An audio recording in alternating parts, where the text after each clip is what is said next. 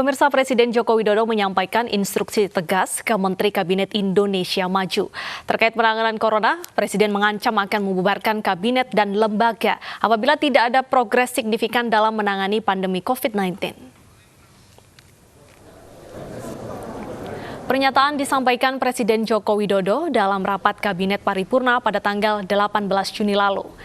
Namun gambar baru diunggah di akun media sosial Sekretariat Presiden pada hari Minggu kemarin.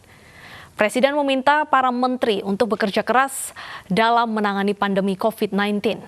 Presiden mencontohkan sejumlah kementerian terlihat lamban dalam melakukan belanja anggaran untuk penanganan COVID-19.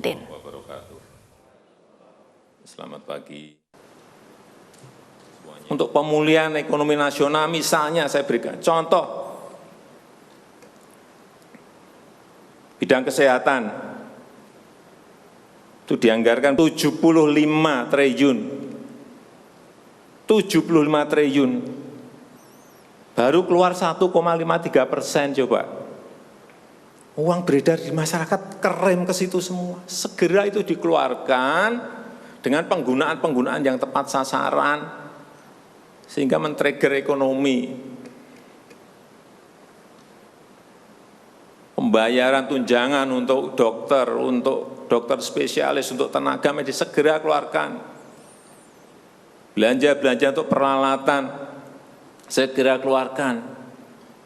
Ini sudah disediakan 70-an triliun seperti itu. Bansos yang ditunggu masyarakat segera keluarkan. Kalau ada masalah lakukan tindakan-tindakan lapangan. Meskipun sudah lumayan, tapi baru lumayan, ini extraordinary, harusnya 100%. Di bidang ekonomi juga sama.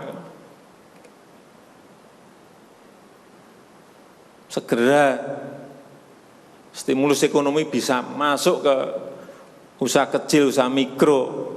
Mereka nunggu semuanya. Jangan biarkan mereka mati dulu baru kita bantu, nggak ada artinya.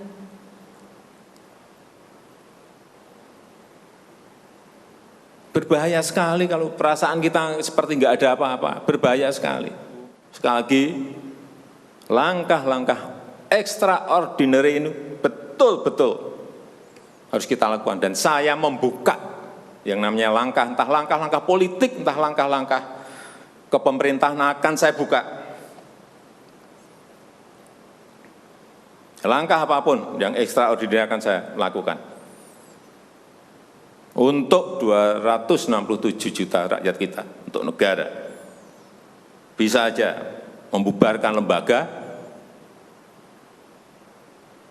bisa aja reshuffle, udah kepikiran kemana-mana saya.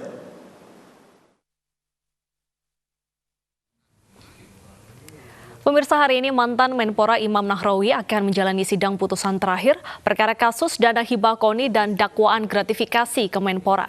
Sebelumnya Imam dituntut oleh jaksa KPK dengan hukuman 10 tahun penjara dan denda sebesar 500 juta.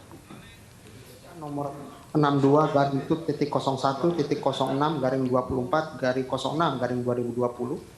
Penuntut umum pada Komisi Pemberantasan Korupsi dengan memperhatikan mantan Menpora dituntut 10 tahun penjara dan denda sebesar 500 juta rupiah. Imam juga wajib mengganti kerugian negara senilai lebih dari 19 miliar rupiah.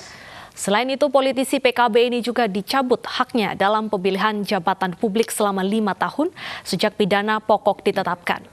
Imam Nahrawi ditetapkan sebagai tersangka pada 27 September 2019.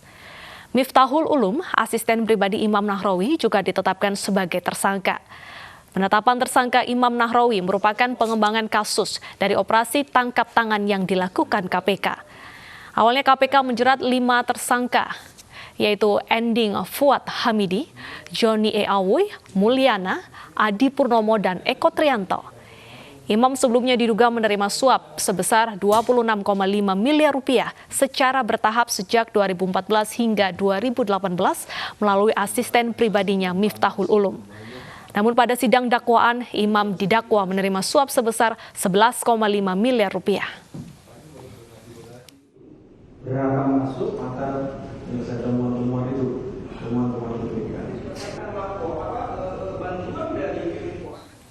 Pemirsa, melakukan semua kegiatan di dalam rumah selama masa pandemi ini bukanlah hal yang disukai oleh anak dan juga remaja.